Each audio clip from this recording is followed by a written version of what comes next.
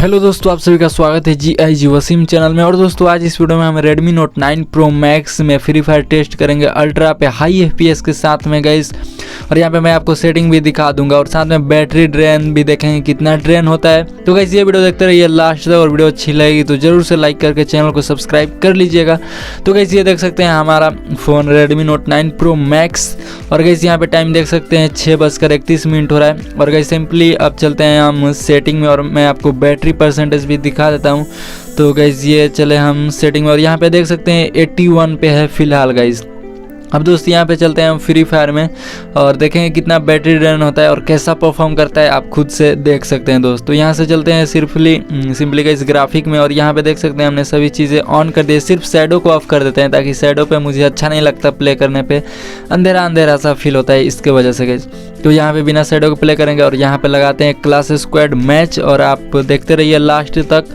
और दोस्तों वीडियो अच्छी लगी तो जरूर से लाइक करके चैनल को सब्सक्राइब कर लीजिए और देखिए कैसा परफॉर्म करता है। सिंपली यहाँ से स्क्रीन रिकॉर्डिंग को भी चालू कर देते हैं गाइस।